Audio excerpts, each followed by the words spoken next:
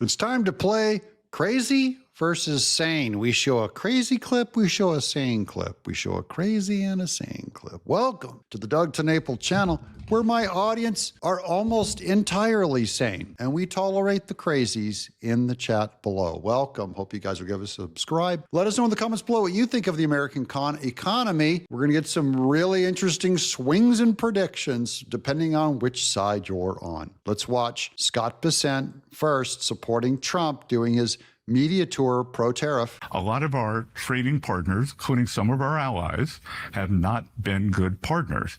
If tariffs are so bad, why do they have them? Why do they have them, right? Or if the American consumer is going to pay all the tariff, then why do they care about tariffs? Right. Because they're going to eat them. Yeah. So that's why Europe and other countries have tariffs, because they're great and they work and they're ripping us off, period. Okay, so that's wisdom. Let's go to Ilhan Omar for our next loopy, crazy quote. Ilhan Omar in a protest against Doge and Trump this weekend. We are currently living through a president who wants to be a dictator. President. Her head always looks like a mollusk is trying to swallow it, some kind of a nematode. She's very pretty otherwise. In America, we do not accept dictators and we do not accept kings. Yes, you do. You did under Biden, the sleepwalking king. You do not care. We have a billionaire who has bought a seat next to the president, using him as a puppet. Yeah, we hate George Soros. Yeah, you tell him, Ilhan Omar. American democracy has never been for sale, and it won't be today. Okay, that girl ain't heavy. She's my brother, and I'm not going to bring up her brother. Let's go back here to more sanity. This is Antonio Gracias. So this guy used to be, well, he is a Democrat, I think, but he's the guy that supports Doge. He's a billionaire Democrat, and listen to what he says. He is helping Elon Musk work on Doge. He's one of the few Democrats. Listen to what he has to say about the waste, fraud, and abuse they're finding. 1.3 million of them are on Medicaid right now. And we looked at voter rolls. Illegals on Medicaid, my people. And we found that thousands of them are registered to vote in a handful of states. I mean, it is shockingly bad. And this is the tip of the iceberg, guys. We mapped the system from enumeration, that's how you get your number, all the way to the end, went to the offices and saw how the offices operate. And in that process, one of our engineers found this data called enumeration beyond entry. It had this giant ramp to it, and that just jumped out at us. And we're like, what's that? And so we dug into it. What happened was this program was designed for people that we want to let in, like the CARE program, which are the Afghans. They would be in this number. What jumped out at us wasn't that this is here because it has legitimate use. It's the growth. Why did it grow this fast? That's what we dug into. What we find here is that a legitimate program was, the word I'll use, abused. So they allowed people that were illegals at the border to come in legally. They were giving people at times notices to appear. And what that allows you to do is come in the country, and then you schedule a court date, which is like 6 years out. 6 years out is the average, by the way. It could be longer than that. And while you're waiting for your court date, you could fill out an asylum application. Once the application's in, you can file another form, 765, to get a work authorization. Once you get that, you get a 766, and we automatically send you a Social Security card in the mail. No interview at all. That is the majority of the growth you see in these numbers. We found that every benefit program we looked at was being accessed by these people. 1.3 million of them are on Medicaid right now, today. And by the way, it's just ramping, it's just starting. And we looked at voter rolls, and we found that thousands of them were registered to vote in a handful of states. And then we went even further with those friendly states and found that many of those people had actually voted. It was shocking to us. And if I hadn't seen it with my own eyes, I wouldn't have believed it. Now that you believe it, are you still a Democrat? Are you going to come join MAGA yet? This is what I say to all the Democrats. I love when you complain, but are you going to do anything about it now that you know that your party is completely anti-American and corrupt? Now, this one's going to be fun because Jim Cramer, there's this famous thing about Jim Cramer where whatever he says, the opposite happens. So Jim Cramer says tariffs are bad. That means tariffs are good. And Jim Cramer, I had to post this because welcome to Monday, he is predicting a giant Monday black market crash. If the president doesn't try to reach out and reward these countries and companies that play by the rules, then the 1987 scenario, the one where we went down 3 days and then down 22% on Monday, has the most cogency. We will not have to wait out too long, will we? We'll know by Monday. Fortunately, we had an excellent set of employment numbers today. At least it makes it less likely a crash will necessarily lead to a recession. But if President Trump stays intransigent and does nothing to ameliorate the damage that I saw these last 2 days, I'm not going to be constructive here. I will contain my anger, but only because I lived through 87, and in the end, I came out okay. I was in cash for the crash. I know what this feels like. Oh, and if Europe moves against our fabulous tech companies next week, then I will be furious. That I promise you, because it should not happen.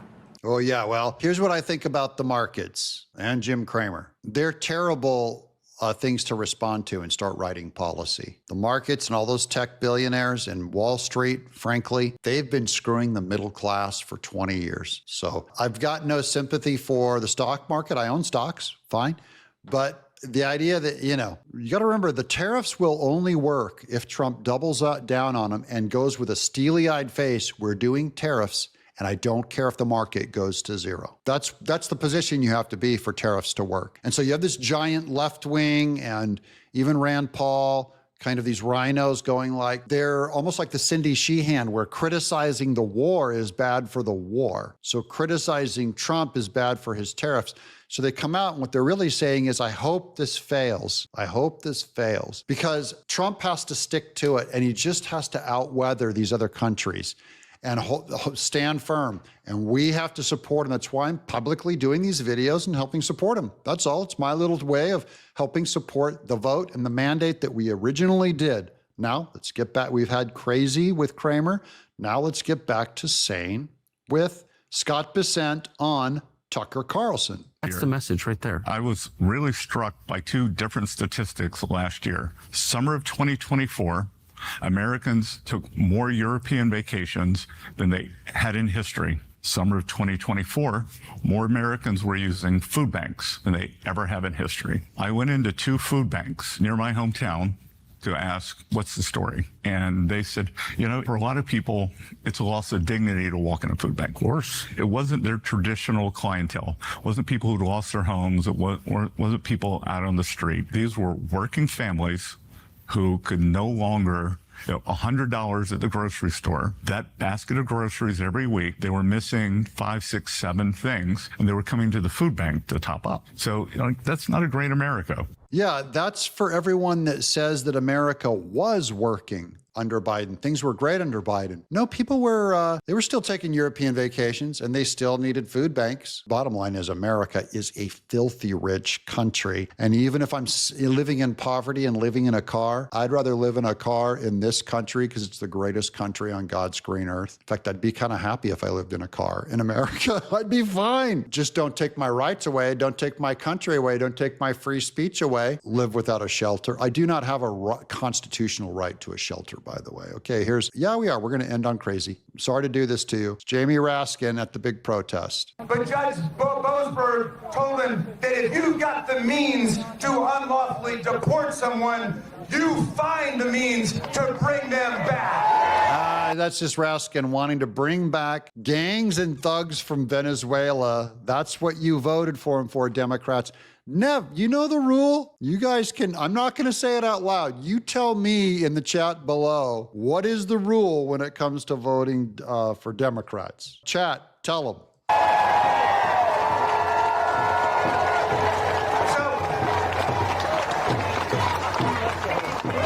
They've got their drum out. It's back to the 60s. These are the boomers. The boomers, you guys ruined everything. It's my parents' generation. Bring them back! Bring them back! Bring them back. They're shouting for the Tren de Agua gang members. These are Democrats. Bring them back.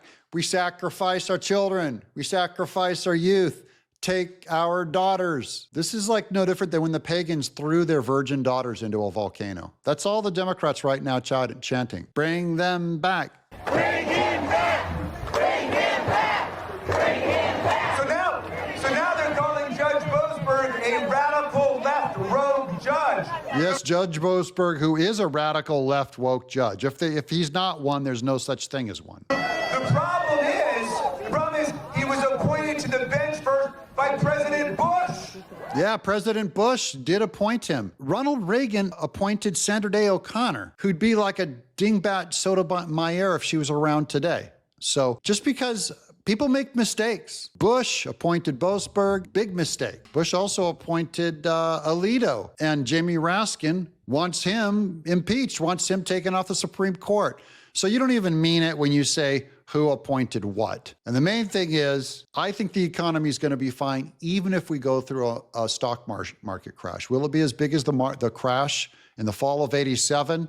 I was there. You were there. You have to buckle up, and we're going to get through this because the world's going to try to give Trump hell. If he's trying to make things fair, they're going to throw the same tantrum that the Democrats are over at USAID and every department to protect their illegal grifter cash. I'm Doug, in exile.